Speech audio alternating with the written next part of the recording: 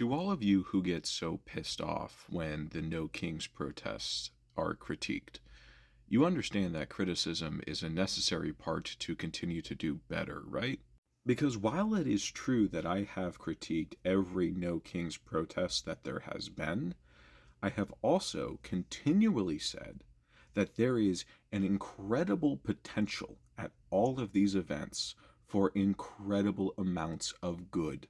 I have said every time that the people who have been going out there and engaging with people on the ground and directing them to organizations and directing them to further and more direct action are doing incredible work.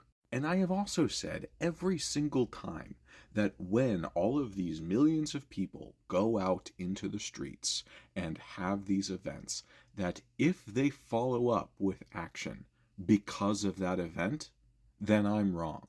Then the criticism holds no weight. And I have said every single time to then prove me wrong. If it's not a waste of time, prove me wrong. I can admit when I'm wrong. I often am wrong. But I do think it is important to hear the criticism that maybe activating people just to walk outside and then go home might not be the most effective action. Because I know a lot of you are going out there and feeling really good about yourselves, and a lot of you deserve to, because you are the type of people who are continually doing action before and after these protests anyway. Actions that oftentimes I consider to be more effective. So if that's you, high five. You're incredible in my book. I don't think you going to these protests makes you any less of a good activist. What I am trying to bring awareness to, though, is the fact that there are as many people who are going to these demonstrations and leaving thinking, wow, what a waste of fucking time. Wow, I thought we'd go out and do something and accomplish something, but you know what? We chanted, we went home, and the world is as it was. Now, sometimes that feeling is actually exactly what some people need to feel. Some people feel how useless going and chanting was, and then they go, okay, I'm going to raise the stakes next time. But a lot of other people go to these things thinking that this is the best, most effective thing that they can be doing. And then they turn around and realize that they didn't achieve anything, and so then they give up. They say, the best, most effective thing didn't work, so I guess I'm powerless. That is where my criticism is. Are you not just making people feel powerful for a day? Are you making people feel powerful and as though they can go home and back into their smaller communities and organize effectively, take bolder action, stronger stances? Are you treating the No Kings protest as a beginning, as a starting point for people to jump in and move forward? Or are you treating it like an end unto itself? And now this is tricky because, again, it's a lot of people. There's a lot of people out there, and I think a lot of people are going out there with the right attitude. And I think a lot of other people aren't. And so I think clarity is needed here.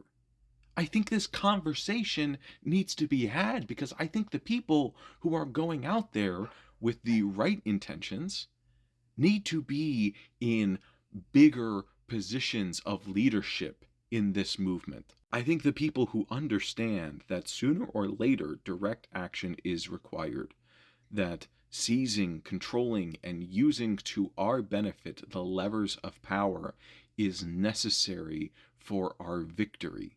Those people and those positions are the ones that we need to be making the forefront of all of our demands, all of the platforms that we are putting together. Because right now, it's just saying, oh, we don't like Trump. Trump is the tip of the fucking iceberg, folks. And I hear you. I hear you folks who are saying over and over again that hatred of Trump can be the thing that just gets someone in the door to understand this broader policy, these bigger systemic issues. I think you're 100% correct about that.